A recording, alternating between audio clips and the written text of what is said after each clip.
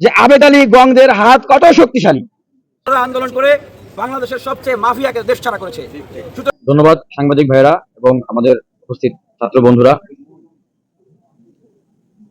আমাদের আজকের সংবাদ সম্মেলনের যে মূল তিনটি বিষয়, প্রথম বিষয়টি ছিল গতকালকে দৈনিক মানব জমিন থেকে একটি বিভ্রান্তিকর এবং উদ্দেশ্যমূলক সংবাদ প্রচার করা হয়েছিল। আমরা আপনাদের মাধ্যমে সেই উদ্দেশ্যমূলক বিভ্রান্তিকর সংবাদের প্রতিবাদ জানাচ্ছি। আমাদের কাছে সেই মানব জমিনের উদ্দেশ্যে যে প্রতিবাদ লিপি, লিখিত প্রতিবাদ লিপি রয়েছে, আমরা সেটি আপনাদের কাছে দিয়ে দিব, সেটি পাঠ করে শোনানো হয়েছে। দ্বিতীয়, আমাদের যে পরিমার্জিত 8 দফা, যেই 8 দফা আমরা ঢাকা বিশ্ববিদ্যালয় এই সায়েন্স লাইব্রেরি, বিজ্ঞান লাইব্রেরি, বিভিন্ন হল সহ বিভিন্ন বিশ্ববিদ্যালয় কলেজের শিক্ষার্থীদের সাথে আলাপ আলোচনা করে মত বিনিময় করে আমরা এটি পরিমার্জিত করেছি। সেই 8 দফা আপনাদের মাধ্যমে শিক্ষার্থীদের কাছে এবং দেশের মানুষের কাছে উত্থাপন করা। শিক্ষার্থীদের দীর্ঘদিনের প্রাণের দাবি এই 8 দফা, এবং এই 8 দফাটি প্রস্তুত করা হয়েছে এটি বিভিন্ন বিশ্ববিদ্যালয়, কলেজে এবং সমগ্র দেশে বিলি করার জন্য, প্রচার করার জন্য। তৃতীয়ত, আমরা আজকে আমাদের পরবর্তী কর্মসূচি ঘোষণা করব।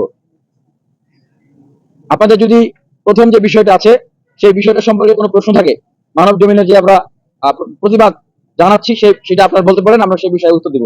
এরপরে দ্বিতীয় বিষয় এবং তৃতীয় বিষয়টা নিয়ে আমরা কথা বলবো।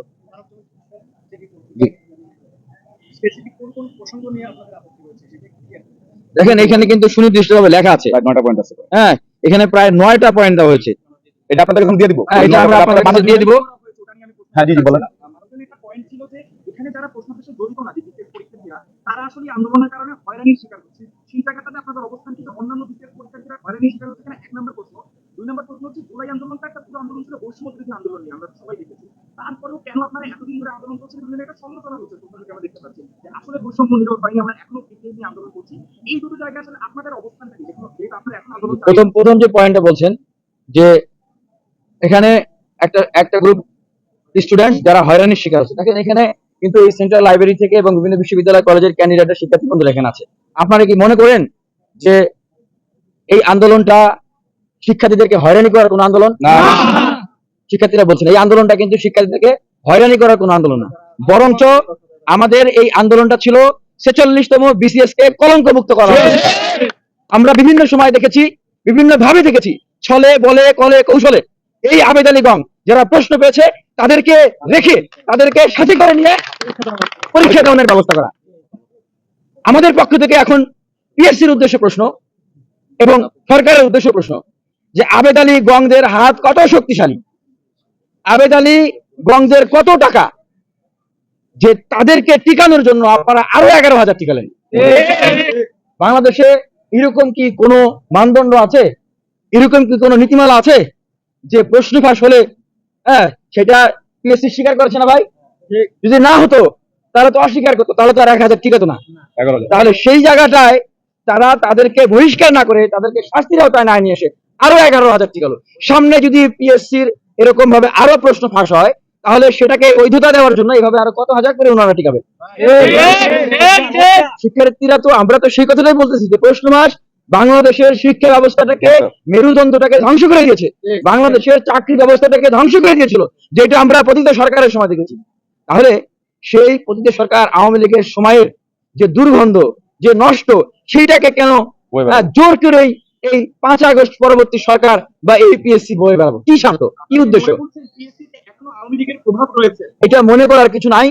আপনারা অনুসন্ধান করেন, আওয়ামী লীগের সময়ের যে দোসররা ছিল, যারা বিভিন্ন সিন্ডিকেট, নিয়োগ বাণিজ্য, প্রশ্ন ফাঁস, এই সমস্ত কিছুর সাথে জড়িত ছিল, তাদের বিশাল একটা অংশ, এবং যারা ফ্যাসিবাদের দোসর ছিল, আওয়ামী লীগের এমপি, মন্ত্রী, মাস্টার মাইন্ড, তাদের ঘনিষ্ঠজন ছিল, তাদের বিশাল একটা অংশ এখনো পিএসসিতে রয়েছে। দেখেন, আমরা একটা জিনিস আপনাদের মাধ্যমে স্পষ্ট করছি, ভাই, পিএসসি আমাদের শত্রু না, আমরা তাদের বিরুদ্ধে কোনো যুদ্ধে নামি নাই। পিএসসির চেয়ারম্যান বা কোনো সদস্য আমাদের কারো শত্রু ভাই, আমাদের তাদের সাথে কোনো ব্যক্তিগত শত্রুতা নাই। তাদের আমরা কেউ পদত্যাগ চেয়েছি, এখন পর্যন্ত আমাদের কোনো পদত্যাগ চাই নাই। সরকার কি আমাদের শত্রু? আমরা কি সরকারের বিরুদ্ধে কোনো আন্দোলন নিয়ে নেমেছি? এই বিশ্ববিদ্যালয়ের কলেজের ছাত্রছাত্রীরা, এই লাইব্রেরির ছাত্রছাত্রীরা আমরা নেমে কোটা আন্দোলন থেকে আমরা এই জুলাই গণ অভ্যুত্থান রচনা করেছি। এই লাইব্রেরির ছাত্ররা এখানে পড়াশোনা করে, আবার এই ক্যাম্পাসে যেন বিভিন্ন বিশ্ববিদ্যালয় কলেজে পড়াশোনা করতে, তারা বিভিন্ন ক্যাম্পাসে যেন আবার ছাত্রলীগ আওয়ামী লীগ ঢুকে অস্থিতিশীলতা না করে, এই জন্য আবার বিভিন্ন সময় নেমে নেমে মিছিলও করতেছে, পাহারা দিচ্ছে বাংলাদেশকে, এই ছাত্ররা পাহারা দিচ্ছে, এটাই সত্য। সুতরাং তাদেরকে নিয়ে প্রশ্ন তোলার কোনো ধরনের কোনো অবকাশ রাখে না। আর এই যে আন্দোলনটা দেখেন, এই আন্দোলনটা কিন্তু সাধারণ শিক্ষার্থীদের প্রাণের দাবির আন্দোলন, সার্বজনীন আন্দোলন। এখানে বাংলাদেশের সকল রাজনৈতিক ছাত্র সংগঠন সমর্থন দিয়েছে। আমি ভুল বলেছি না মিথ্যা বললাম? রাজনৈতিক দলগুলোর জায়গা থেকে সমর্থন দিয়েছে। তাহলে এই আন্দোলনকে নিয়ে কেন বিতর্ক তৈরি করা হবে? এটা তো কোন দলীয় রাজনীতির আন্দোলন না, শিক্ষার্থীদের আন্দোলন। আর যারা ছাত্র সংগঠন 5 আগস্ট পরবর্তী সময় আমরা তো একটা পরিবর্তিত ছাত্র রাজনীতি প্রত্যাশা করেছি, তাই না? যে তারা দলীয় লেজির ভিত্তি, পেশি শক্তি, কালো টাকা, চাঁদাবাজি এই সমস্ত না করে শিক্ষার্থীদের জন্য কাজ করবে, এবং ছাত্র সংগঠনগুলো কিন্তু এই আন্দোলনের সমর্থন দিয়ে সেটাই প্রমাণ করছে। এবং আপনি আরেকটি যে প্রশ্ন করেছেন, আমরা আরেকটা পয়েন্ট যেটা দিয়েছি যে এই 46তম বিসিএস নিয়ে ভবিষ্যতে যেন কোনো প্রশ্ন না ওঠে, সেটার নিশ্চয়তা সরকারকে দিতে হবে।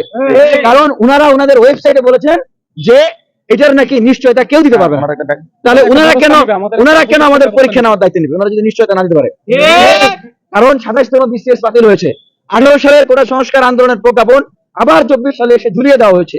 ভবিষ্যতে যে এইটাকে পরবর্তীতে ঝুলিয়ে দেওয়া হবে না তার গ্যারান্টি দিতে হবে, এবং এটার গ্যারান্টি দেওয়ার অনেক রকমের প্রক্রিয়া আছে, যেটা নিয়ে এসসির কর্তৃপক্ষ যদি আলোচনা করতে চায় আমাদের পক্ষ থেকে তাদের সাথে আলোচনা হবে। ভাই একটা ব্যাপার হচ্ছে স্পষ্ট কি, আমরা কিন্তু প্রশ্ন ফাঁসের বিরুদ্ধে লড়াই করছি, ঠিক আছে? এখন হয়তোবা 46-এর প্রাসঙ্গিকতা এটা এসেছে, কিন্তু আমাদের মূল যুদ্ধটা হচ্ছে প্রশ্ন ফাঁসের বিরুদ্ধে।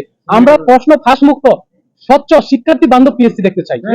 এখন পিএসসি এই 46 নিয়ে উপযুক্ত যে ব্যবস্থা নিবে সেটা সবার জন্য মঙ্গলজনক, সেটা পিএসসি যেটা ভালো মনে করবে, সরকার যেটা ভালো মনে করবে, আমরা শিক্ষার্থীরা সেটা মেনে নেবো ইনশাআল্লাহ।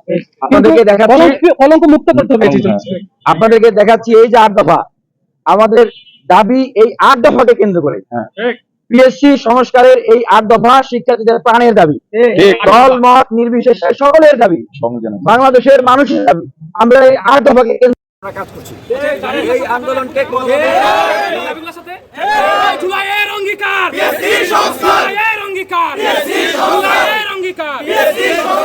এই 8 দফার দাবি আদায়কে কেন্দ্র করে কোনো ধরনের কোনো ষড়যন্ত্র চক্রান্ত যদি করার চেষ্টা করা হয়, যেটা আমরা লক্ষ্য করছি ছাত্র সমাজের জায়গা থেকে, সেটাকে আমরা রুখে দেব।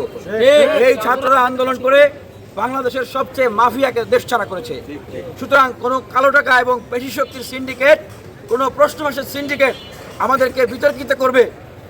আমরা শিক্ষার্থীরা আমরা আবারও দেখিয়ে দিব সমগ্র বাংলাদেশের শিক্ষার্থীদের মাঝে এখনো জুলাই অভ্যুত্থানের সেই চেতনা অক্ষত রয়েছে। আপনারা দেখেছেন আমাদের এই আন্দোলনের সাথে বিভিন্ন বিশ্ববিদ্যালয়ের শিক্ষার্থীরা, কলেজের শিক্ষার্থীরা তারা একাত্মতা পোষণ করে আন্দোলন করেছে। আমরা তাদেরকে ধন্যবাদ জানাই, এবং এই দাবিগুলো বাস্তবায়ন করার জন্য আগামী দিনেও আমরা তাদেরকে এই আন্দোলনের সাথে থাকার আহ্বান জানাই। আমরা কর্মসূচি ঘোষণা করছি, যেহেতু সামনে 1 মে বন্ধ রয়েছে এবং শুক্র শনিবার সরকারি ছুটি রয়েছে, সেই জায়গা থেকে আমরা আজকে 29 মে মঙ্গলবার থেকে 29 এপ্রিল মঙ্গলবার থেকে 6 মে মঙ্গলবার পর্যন্ত আমরা আলটিমেটাম দিচ্ছি। এই 1 সপ্তাহের ভিতরে আমাদের এই যে এখানে 8 দফার যে রয়েছে সেই 8 দফাকে বাস্তবায়ন করতে হবে। আর এই সময়ে আমরা প্রত্যেকটা বিশ্ববিদ্যালয় কলেজে গণসংযোগ কর্মসূচি আমাদের চলমান থাকবে। আমরা এখান থেকে প্রত্যেকটা বিশ্ববিদ্যালয়ের প্রতি আহ্বান জানাচ্ছি, এই আন্দোলন আপনার, আমার, আমাদের সকলের আন্দোলন। আজকে হয়তো আপনি বিসিএস এর ক্যান্ডিডেট নন অথবা বিসিএস এর প্রার্থী নন, কিন্তু আগামীকাল কিন্তু আপনাকে এই বিসিএস এর সিটে বসতে হবে। আপনি না বসলে আপনার ছেলে মেয়ে বসবে, আপনার ভাই বোন বসবে। সেই জায়গা থেকে আমরা এই আন্দোলনকে আপামর শিক্ষার্থীদের দোরগোড়ায় এবং গণমানুষের কাছে একটা বৈষম্য মুক্তির আন্দোলন হিসেবে আমরা ছড়িয়ে দিতে চাই। একটা দুর্নীতিমুক্ত, একটা স্বচ্ছতা এবং মেধাভিত্তিক বাংলাদেশ গঠনের আন্দোলন হিসেবে আমরা ছড়িয়ে দিতে চাই। আমরা আপনাদের যদি কোনো প্রশ্ন থাকে আমরা আপনাদের সেই প্রশ্ন নিতে চাই। আমরা প্রশ্ন নিয়ে আমাদের সংবাদ সম্মেলন আমরা শেষ করব। আপনাদেরকে একটা বিষয় জানাতে চাই, দেখেন এই গণঅভ্যুত্থানের পরে 7 মাস পার হয়ে গেছে, কিন্তু এই প্রশ্নভাষীর যে সিন্ডিকেট সেই সিন্ডিকেটের বিরুদ্ধে কিন্তু কার্যকর কোনো ব্যবস্থা নেওয়া হয় নাই। এবং আমরা আপনারা যে বললেন 46% ওখানে অনেকে হয়রানি হচ্ছে বা 44-এর ভাইবার দাবিতে, বিষয়টা শুধুমাত্র এই পর্যন্ত সীমাবদ্ধ না। পুরো পিএসসিতে যে মানে সংস্কার, সেই সংস্কারের লক্ষ্যে সারা বাংলাদেশের ছাত্র সমাজ কিন্তু আজকে এখানে মাঠে নেমেছে। কিন্তু একটি মানব জমিনের কোন সাংবাদিক তিনি বলেছেন যে 8-10 জন 12 জনের এটা আন্দোলন ছিল, কিন্তু এটা কিন্তু 8-10 জন 12 জনের আন্দোলন ছিল না, এটা সারা বাংলাদেশের শিক্ষার্থীদের কিন্তু একটা যৌক্তিক দাবি, এটা প্রাণের দাবি। এটা হচ্ছে মূল message আমাদের কাছে। এখানে একটা টেকনিক্যাল পয়েন্ট আছে যে আমরা 8 দফার বাস্তবায়ন, এই যে 1 সপ্তাহ, এই 1 সপ্তাহের ভিতরে প্রত্যেকটা 8 দফার বাস্তবায়ন সম্ভব না, কিন্তু এইখানে এই 8 দফার প্রায় সবগুলোকেই আইন সংশোধন করে আইন করা সম্ভব। আমরা যখনই এই দাবিগুলো নিয়ে যাই তখন আমাদেরকে হাইকোর্ট দেখানো হয়, সুপ্রিম কোর্ট দেখানো হয়, আইনি জটিলতার কথা বলা হয়, বিভিন্ন কিছু বোঝানো হয়, এবং সেই আইনগুলো, বিধিমালাগুলো ওনারা সংশোধন করে না। এখানে পিএসসি, জনপ্রশাসন মন্ত্রণালয়, তাদের যে জায়গাগুলো আছে, তাদের কাছে আমাদের এই দাবিগুলো তারা এই আগামী